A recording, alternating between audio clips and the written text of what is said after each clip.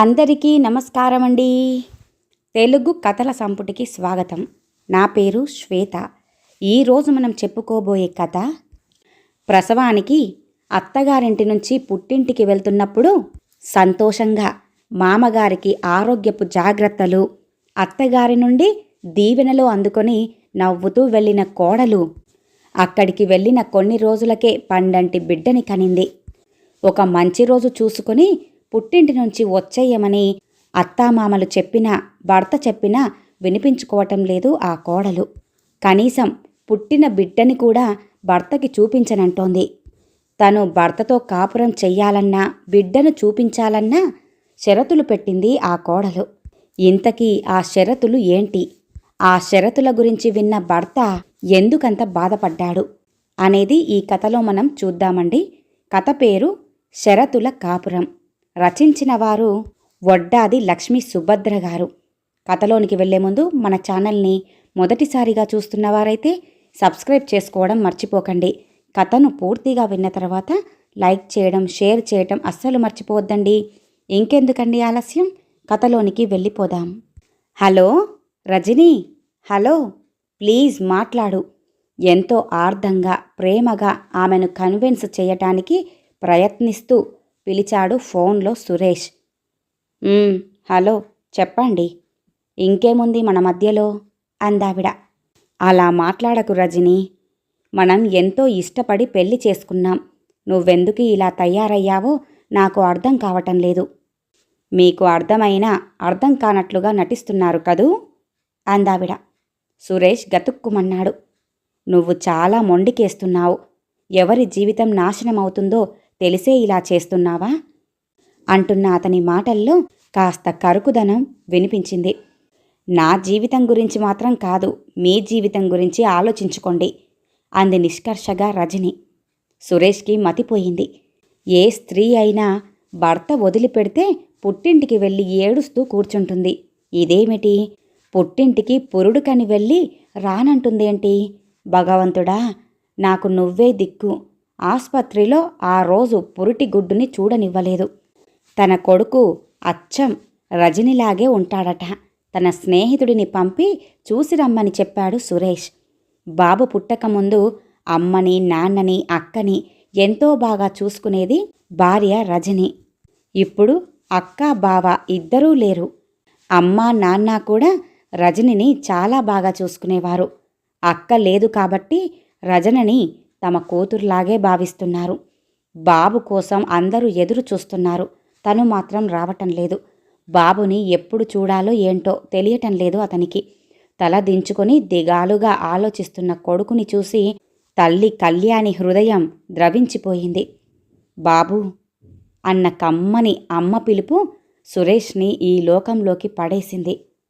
అమ్మా అంటున్న సురేష్కి కళ్ళనీళ్ళు ఒక్కటే తక్కువ. ఏరా బాబూ, అమ్మ ఏమంటుంది? వస్తానందా? నా మనవడని చూడాలని ఉందిరా నాకు. ఒక్కసారి బాబుని చూపించమనరా అంటూ తల్లి తనను ప్రాధేయపడటంతో సురేష్ తట్టుకోలేకపోయాడు. అమ్మా, తను వచ్చినా రాకపోయినా నీ మనవన్ని మాత్రం నీకు చూపించే బాధ్యత నాది, సరేనా అన్నాడు కొడుకు. తల్లికి సురేష్ మాటలు అర్థం కాలేదు. అదేంటిరా, కాపురం వదులుకుంటుందా ఏంటి? ఇక్కడ తనకి ఏం తక్కువయిందని? ఆ అమ్మాయిని కాలు కింద పెట్టకుండా చూసుకుంటున్నాం కదా. ఇంటి పనికి పనమ్మాయి, బట్టలు ఉతకడానికి చాకలి, ఇక వంట పనికి నేను ఎలాగూ ఉన్నానుగా. బాబు వస్తే వాడితో ఆడుకోవాలని ఉందిరా అంది తల్లి. సురేష్ కదిలిపోయాడు. అమ్మా, దానికి స్వార్థం ఎక్కువైందమ్మా. త్వరలోనే నీ కోడల్ని తీసుకొస్తాను, దాన్ని మారుస్తాను, కంగారు పడకు అంటూ తల్లికి ధైర్యం చెప్పాడే గాని భార్య వస్తుందనే నమ్మకం మాత్రం అతనికి లేదు. తల్లికి మరో మాట మాట్లాడ్డానికి అవకాశం ఇవ్వకుండా అక్కడి నుంచి వెళ్ళిపోయాడు. మరో 4 నెలలు ఎదురు చూశాడు. బాబుకి 6వ నెల వచ్చేసింది. తను వెళ్ళి తీసుకువస్తే వస్తుందేమో చూద్దామనుకున్నాడు సురేష్. ఇంతలో తండ్రి వచ్చాడు. ఒరేయ్ అబ్బాయ్, మనవడు పుట్టి ఎన్నాళ్ళయ్యిందిరా? కోడలు పిల్ల ఇంకా రావట్లేదేంటిరా అన్నాడు. 6 నెలలయ్యింది నాన్న అంటూ తల వంచుకున్నాడు కొడుకు. మరి బారసాల చేశారా? బహుశా చేసి ఉండకపోవచ్చు, కబురు రాలేదు కదా. కనీసం అమ్మాయిని తీసుకురారా, లేదా మంచి రోజు చూసి బారసాల చేసి పంపిస్తారేమో, వెళ్ళి అడుగు.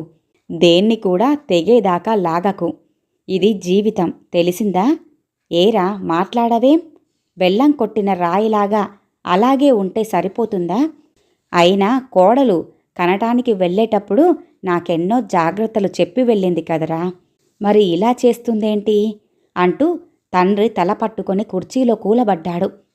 అలాగే నాన్న, మీరు చెప్పినట్లుగానే చేస్తాను. ఇవాళే బయలుదేరి వెళ్తాను అంటూ సురేష్ లేచి నిలబడ్డాడు. ఇంతలో స్కూల్ నుంచి మేనకోడలు మేనల్లుడు పరిగెత్తుకుంటూ వచ్చారు. మామయ్య, మామయ్య, నాకు ఏ గ్రేడ్ వచ్చింది, తమ్ముడికేమో బి గ్రేడ్ వచ్చింది అంటూ యూకేజీ చదువుతున్న సునీత, ఎల్కేజీ చదువుతున్న బాబు ఇద్దరూ అతని ఒళ్ళో వచ్చి వాలిపోయారు. సురేష్ ఇద్దరినీ ముద్దు పెట్టుకొని, తప్పమ్మా, తమ్ముడు నీకన్నా చిన్నవాడు కదా, వచ్చే నెల ఏ గ్రేడ్ తెచ్చుకుంటాడులే అంటూ వారిద్దరికీ స్నానం చేయించి బట్టలు వేసి హోంవర్క్ చేయించాడు. ఏరా బయలుదేరవేంటి? ఇప్పుడు 7 గంటలయ్యింది. ఇంకో అర్ధగంటలో మీ అత్తవారి ఊరికి ట్రైన్ ఉంది అంటూ తల్లి టిఫిన్ డబ్బా చేతిలో పెట్టింది. అరే నాన్న, అమ్మాయితో పోట్లాడకుండా జాగ్రత్తగా నచ్చజెప్పి తీసుకురారా అంటూ తండ్రి హెచ్చరిక చెవుల్లో మారుమోగుతుండగా బట్టలు సర్దుకొని బయలుదేరాడతను. తూర్పు తెల్లవారుతుండగా బట్టల బ్యాగుని చేతిలో పట్టుకొని అత్తవారింట అడుగు పెట్టాడు సురేష్. బావమరిది మొక్కుబడిగా బాగున్నారా బావగారు అను పలకరించి ఏదో పని ఉన్నట్టుగా లోపలికి వెళ్ళిపోయాడు. కనీసం మర్యాదపూర్వకంగానైనా కూర్చోమని చెప్పకుండానే. ఇక తప్పక సురేష్ అక్కడ ఉన్న కుర్చీలో అలాగే కూర్చుండిపోయాడు. అత్తగారు వచ్చి, ఇంట్లో అంతా బాగున్నారా బాబూ అంటూ అడిగింది. మీ అమ్మాయిని ఎప్పుడు పంపుతున్నారండి అంటూ ముక్కుసూటిగానే అడిగారు సురేష్. ఓ సురేష్ గారా, ఎలా ఉన్నారు అంటూ మామగారు అక్కడికొచ్చారు పంచె సర్దుకుంటూ. మీ అమ్మాయిని తీసుకెళ్దామనుకుంటున్నాను, రానంటుంది. తప్పదు, రానన్నా తీసుకెళ్తాను అన్నట్లుగా అతని ప్రశ్నకు సమాధానమిచ్చాడు సురేష్. నేను రానంటే ఎలా తీసుకెళ్తారు అంటూ బాణంలా దూసుకొచ్చింది రజని. ఆమె మాటలకు, అల్లుడుగారు, నాకు కాస్త పనుంది, చూసుకొస్తాను అంటూ మామగారు తప్పించుకొని వెళ్ళిపోయాడు అక్కడ్నుంచి. అత్తగారు కూడా అక్కడ ఉండలేక వంటింట్లోకి వెళ్ళిపోయింది. అత్తగారు కాఫీ తీసుకొచ్చి సురేష్ చేతికిస్తూ అంది. అమ్మాయి వస్తే తీసుకెళ్ళు, మాకు అభ్యంతరం లేదు అందావిడ. మీ అమ్మాయి తప్పు చేస్తుంటే మీరు మంచి చెడ్డ చెప్పి పంపించాలి గాని మీ అమ్మాయి ఆడింది ఆటగా పాడింది పాటగా చేస్తే ఎలాగండి అంటూ అన్నాడు అత్తగారితో కాస్త విసుగు ధ్వనించేటట్లుగా. ఏమో నాయనా, మీరు చూసుకోండి, అక్కడ ఏం జరిగిందో మాకెలా తెలుస్తుంది అంటూ అత్తగారు తనకు సంబంధం లేదన్నట్లుగా తప్పించుకొని వెళ్ళిపోయింది. కొడుకుని చూద్దామని భార్య ఉన్న గదివైపు 4 అడుగులు వేశాడు సురేష్. బాబుని చూడాలంటే కొద్ది రోజులు ఆగాలి. బాబు ముఖం మీరు నూనెలో చూడాలి, దోషం ఉందట, శాంతి చేయాలని సిద్ధాంతి గారు చెప్పారు అంటూ బాబుని చూడకుండా సురేష్ని ఆపగలిగింది రజని. సురేష్ మనస్సు కుతకుతలాడిపోయింది. ఎంతో దూరం నుంచి వచ్చిన తనకు కొడుకుని చూడటానికి వీలు లేకుండా పోయింది. సాంప్రదాయాలు పాటించే కుటుంబంలో నుంచి వచ్చినవాడు కాబట్టి పసివాణ్ణి చూస్తే ఏమవుతుందో అన్న భయంతో మనస్సుల్లోనే కొట్టుమిట్టాడుతున్నాడు అతను. స్నానం భోజనం అయిపోయిన తర్వాత అత్తగారు మామగారు బారసాల గురించి ఏమైనా మాట్లాడతారేమో అనుకున్నాడు అతను. కానీ వాళ్ళు ఆ ఊసే ఎత్తలేదు. రాత్రి తనకు కేటాయించిన గదిలో పడుకున్నాడు సురేష్. రాత్రి ఎప్పుడో 10 గంటలప్పుడు వచ్చింది భార్య గదిలోకి. పాపం, చాలా తొందరగా వచ్చావే గదిలోకి, ఇలా మొగుడిని వదిలేసి ఈ పుట్టింట్లో నువ్వు చేస్తున్న రాజకీయాలు ఏంటో మరి అంటున్న సురేష్ మాటల్లో కోపం వ్యంగ్యం గమనించింది రజని. అవన్నీ మీకనవసరం, ఇంతకీ మీరెందుకొచ్చినట్లో అంటూ అడిగిందావిడ. సురేష్కి ఒళ్ళు మండిపోయింది. ఎంత వ్యంగ్యంగా మాట్లాడుతోంది అనుకుంటూనే. ఇంతకీ ఎందుకు రానంటున్నావో చెప్పు అన్నాడామెను. నేను రావాలంటే కొన్ని షరతులు అంగీకరించాలి అందావిడ. ఏమిటా షరతులు అంటూనే ఏదో ఫిట్టింగు పెట్టేటట్లుగా ఉందే అనుకున్నాడు మనసులో. ఏంటి చెప్పమంటారా అంది రజని. చెప్పు, వినక చస్తానా అన్నాడాయన. రజని చెప్పిన 2 షరతులు విన్న సురేష్కి మతిపోయినట్టనిపించింది. ఏంటి తిక్కతిక్కగా వాగుతున్నావు? ఇవి షరతులంటారా? ఈ షరతులకు నేను ఒప్పుకోను. ఒకవేళ ఒప్పుకోవాలంటే మన బిడ్డని తీసుకొని మన ఇంటికి వెళ్దాం పద. అక్కడ మా అమ్మా నాన్నలతో మాట్లాడి చెబుతాను అంటూ ముందు భార్యని ఇంటికి తీసుకువస్తే ఆ తర్వాత ఏదో విధంగా నచ్చజెప్పుకోవచ్చు అనుకున్నాడు సురేష్. నేను రాను, ఇప్పుడే ఇక్కడే అటో ఇటో తేల్చెయ్యాలి అందావిడ. రజని పెట్టిన షరతులకి ఒళ్ళు మండిన సురేష్, సరేలేగాని ముందుగా నేను చెప్పినట్లుగా మన ఇంటికి వెళ్దాం పద అన్నాడు. రాకపోతే అందావిడ. రాకపోతే కోర్టులో చూసుకుందాం వ్యవహారమేంటో అన్నాడాయన. ఇక బయలుదేరి తెల్లవారేలోగా వచ్చేశాడు సురేష్. ఇంటికి వచ్చిన కొడుకు ముఖం చూడగానే తల్లికి అర్థమైపోయింది కోడలు రానని చెప్పిందని. అప్పుడే బయటి నుంచి వచ్చి కాళ్ళు కడుక్కుంటున్న తండ్రి కొడుకు పక్కన్నే కూర్చుంటూ ఇలా అడిగాడు. ఏరా అబ్బాయ్, కోడలు ఎప్పుడొస్తుందట అంటూ అడుగుతున్న తండ్రి ఆతృత గమనించాడు సురేష్. జరిగింది చెప్పలేకపోయాడు. ఒరేయ్, ఒక్కగానొక్క కొడుకువి. నువ్వు నీ భార్య సుఖంగా ఉండటమే మాకు కావాలి. మీకేం చెయ్యమన్నా చేస్తాను అంటున్న తండ్రి నిష్కపటమైన ప్రేమ సురేష్ని కదిలించింది. ఇక చెప్పక తప్పదు అనుకున్నాడతను. మీ ఇద్దరినీ వృద్ధుల ఆశ్రమంలో చేర్పించాలట అనేసరికి అంటూ నోరు వెళ్ళబెట్టాడు తండ్రి. అంత మాట నిందా? వాళ్ళ అమ్మా నాన్నలని వాళ్ళ అన్నయ్య వృద్ధుల ఆశ్రమంలో చేర్పించలేదే అంటూ తన బాధని వెళ్ళగక్కింది తల్లి. ఇంకా ఏమందిరా అంటూ అడిగాడు తండ్రి ఆతృతగా. అక్క పిల్లల్నిద్దరినీ కూడా అంటూ ఆగిపోయాడు. చెప్పు నాయనా. అక్క పిల్లలిద్దరినీ అనాథాశరణాలయంలో చేర్పించాలట అంటూ సురేష్ చేతుల్లో ముఖం దాచుకొని ఏడుస్తున్నాడు. అక్క పిల్లలంటే అతనికి ఎంతో ప్రేమ. తండ్రికి మతిపోయింది ఆ మాటలు వినేసరికి. 2 బిడ్డలు చనిపోయిన తర్వాత మిగిలిన బిడ్డ సురేష్.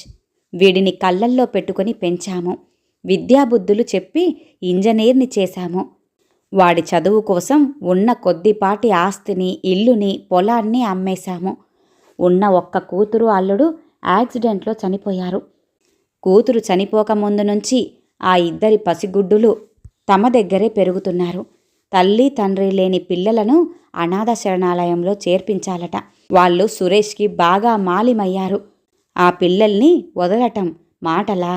పోని అల్లుడి తల్లిదండ్రుల దగ్గరికి పంపిద్దామంటే పెళ్ళైన సంవత్సరానికే అల్లుడి తండ్రి పరమపదించాడు అంటూ ఆలోచిస్తున్న తండ్రితో, నాన్న ఏంటి అలా అయిపోయారు అంటూ సురేష్ తండ్రిని కుదిపి అడిగాడు. బాబూ, బాధపడకు. నీ భార్య చెప్పినట్లుగానే చెయ్యి. నీ అక్క పిల్లల్ని మమ్మల్ని శరణాలయాల్లో కాకుండా ఇంకో ఇంట్లో ఉంచు. ఒరేయ్, ఈ వయసులో బీపీ షుగర్ల బాధ మేము పడలేము.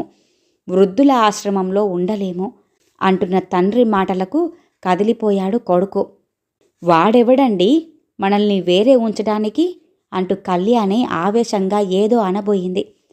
ప్లీజ్ కళ్యాణి, కొత్తగా పెళ్ళైన ఈనాటి ఆడవాళ్లలో కొంతమందికి భర్తతో వేరుగా ఉండాలన్న కోరిక ఉంటుంది. స్వేచ్ఛగా, ఆనందంగా, ఇష్టం వచ్చినట్లుగా ఉండాలి అని కోరుకుంటున్నారు ఈ తరం పిల్లలు. తన భర్త జీవితం, జీతం, తన పిల్లలు తనకే సొంతమని అనుకుంటున్నారు. తమ ఇంటికి ఆడపడుచులు, మరదులు రాకూడదనుకుంటున్నారు. ఒకవేళ వచ్చినా తన భర్త సంపాదనలో వారు ఒక్క పైసా తీసుకెళ్లకూడదు అనుకుంటున్నారు. 2 రోజుల కన్నా ఎక్కువ రోజులు తమ ఇంట్లో ఉంచుకోనివ్వటం లేదు. ఈ మధ్య ఆడవాళ్ల సైకాలజీ గురించి నేను చదువుతూనే ఉన్నాను. మన కోడలు కూడా ఇటువంటిదే కాబోలు. మొన్నటి వరకు మంచిగా ఉన్న కోడలికి ఇప్పుడు స్వార్థం ఎక్కువయ్యింది. తన భర్త సంపాదన మామ, అత్తగారికే కాకుండా ఆడపడుచు పిల్లలు కూడా అనుభవిస్తున్నారని అనుకుంటుంది కాబోలు. ఇలా అయితే తన పసిగుడ్డుకు ఏం మిగులుతుంది అని ఆలోచించిందేమో. వాడికి భవిష్యత్తులో చదువు సంధ్యలు నేర్పాలి, ఆస్తిని కూడబెట్టాలి. తల్లి తండ్రి కూడా ఆమె పాటకి తందాన పాడుతున్నట్టున్నారేమో. ఇంకేం, అగ్నికి ఆజ్యం తోడవుతున్నట్టుగా ఆ అమ్మాయి మాటలకు తల్లిదండ్రులు తానా తందానా పలుకుతున్నారేమో. మనవాడు ఇటు మనల్ని అటు కొడుకుని వదల్లేక వదిలిపెట్టలేక సతమతమవుతున్నాడు. ఇక వాడి గురించి మనమే ఆలోచించాలి కళ్యాణి అంటూ పుస్తకం చదువుతున్నట్లుగా తన తండ్రి తన మనసుని పూర్తిగా చదివేశాడు. నాన్న, నేను ఏమన్నానంటే అంటూ ఏదో చెప్పబోయాడు సురేష్. నువ్వు ఏమనుంటావో కూడా నాకు తెలుసు, చెప్పమంటావా? నేను నీ బాబునిరా. వస్తే రా, లేకపోతే నీ కర్మ, ఇక్కడే ఉండు, కలవాల్సిన చోటే కలుద్దాం అని చెప్పి ఉంటావు కదూ అన్నాడు తండ్రి. అంత బాధలోనూ సురేష్ తండ్రి మాటలకు చిరునవ్వు నవ్వాడు. పుట్టింట్లో ఉన్న రజని సురేష్ వెళ్ళిన 2-3 రోజుల వరకు తేరుకోలేకపోయింది. భర్త అంటే ఆమెకు ఎంతో ప్రేమ. బాబు, తను, తన భర్త, ఆ ముగ్గురే తను ఊహించుకుంటున్న వేరు కాపురంలో ఉండాలని కలలు కంటోంది. ఛా, నా షరతులు ఒప్పుకొని ఉంటే తమ జీవితం వేరుగా ఉండేది, సంతోషమైన సంసారమై ఉండేది అంటూ ఆలోచన స్రవంతిలో కొట్టుకుపోతున్న రజని ఆమె మేనత్త రజనీ అని పిలిచే వరకు ఈ లోకంలోకి రాలేదు. ఓ, నువ్వా అత్తయ్య, బాగున్నావా? ఎప్పుడొచ్చావు? మామయ్య వచ్చారా అంటూ సంతోషంగా అడిగింది రజని. మీ మామయ్యకు విడాకులిచ్చానమ్మా అన్న అత్త మాటలకు రజని గతుక్కుమంది. నిజం చెప్పత్తయ్యా అంటూ ప్రాధేయపూర్వకంగా అడిగింది రజని. ఊరికే అన్నాను గాని రజని, మీ అమ్మ అన్ని విషయాలు చెప్పింది నాకు. ఒక్క మాట చెప్పు, మీ అమ్మా నాన్నలను వదిలి నువ్వు ఉండగలవా? ఫోన్ చెయ్యకుండా ఒక్కరోజైనా ఉండగలవా? మీ అమ్మా నాన్నలని వదిలిపెట్టు, వారికి ఫోన్ చెయ్యకు అని మీ ఆయన గాని మీ అత్తామామలు గాని ఎప్పుడైనా నీతో అన్నారా అంటూ అడిగింది. లేదు, వాళ్ళు నన్ను ఎప్పుడూ పల్లెత్తు మాట కూడా అనలేదు అంది రజని. తన కొడుకు ఇష్టపడితే నిన్ను భార్యగా చేశారు వాళ్ళు, కాబట్టి వాళ్ళు నిన్ను ఎంతో మర్యాదగా చూసుకుంటున్నారు. కూతుర్ని పోగొట్టుకున్న వాళ్ళు నిన్నే తన కూతురుగా భావిస్తున్నారు. కలిసి ఉంటే కలదు సుఖము. రోగాలు వచ్చినా, కష్టాలు వచ్చినా, ఆర్థిక ఇబ్బందులు ఉన్నా ఒకరికొకరు తోడుంటారు. నువ్వు మీ అమ్మా నాన్నలను ఎలా వదిలి ఉండలేవో మీ ఆయన కూడా తన వాళ్ళని వదిలి ఉండలేడు కదా. నువ్వు అలా అనటం అధర్మం. మీ అత్తామామ ఉన్నదే నీ ఇల్లవుతుంది. మీ అన్నయ్యకి పెళ్ళయిన తర్వాత నీ వదిన వస్తుంది. అప్పుడు ఈ ఇల్లు నీ వదినదవుతుంది. నీ ఇంటికి పో, నీ కొడుకుని నిన్ను మేమెందుకు పోషించాలి అని అంటే అప్పుడు నువ్వేం చేస్తావు అంటూ అడిగింది అత్తగారు. అత్తా అంటూ దిగ్భ్రాంతురాలైంది రజని. అవును రజని, జరగబోయేది అదే అంది ఆ అత్తయ్య. అప్పటికే తన ఆలోచనల్లోని తప్పొప్పులను బేరీజు వేసుకుంటున్న రజనికి అత్త మాటలతో జ్ఞానోదయమయ్యింది. తన అత్తామామల్ని, తన భర్త సురేష్ని తను అన్న మాటలకు కన్నీరు కార్చింది. ఒక్క క్షణం కూడా ఆ ఇంట్లో ఉండలేకపోయింది. తల్లి తండ్రి రజని దగ్గరికి వచ్చేశారు. సూట్ కేస్ తీసుకొని కొడుకుని ఎత్తుకున్న రజనిని చూసి, అమ్మా, ఒక్కగానొక్క ఆడపిల్లవు, అందుకే ఏమీ అనలేకపోయాం. పదమ్మా, మీ అత్తవారింటికి మేము వచ్చి నిన్ను వారికి అప్పగించి మేము బయలుదేరుతాము అన్నాడు తండ్రి. ఈ కథ ఇంతటితో సమాప్తమండి. విన్నారుగా. వేరు కాపురం పెట్టాలన్న కోరికతో అత్తామామలను వృద్ధాశ్రమంలోనో, చనిపోయిన ఆడపడుచు బిడ్డలను అనాథాశరణాలయంలోనో వదిలి రమ్మని తన భర్తకు షరతులు పెట్టిన ఆ భార్యకు ఎలా బుద్ధొచ్చిందో. మరి ఈ కథ గనుక మీకు నచ్చినట్లయితే లైక్ చేయండి, షేర్ చేయండి, అలాగే సబ్స్క్రైబ్ చేసుకొని మన ఛానల్ని ఎంకరేజ్ చేయండి. మీ యొక్క విలువైన అభిప్రాయాలను కూడా కామెంట్ రూపంలో తెలియజేయండి.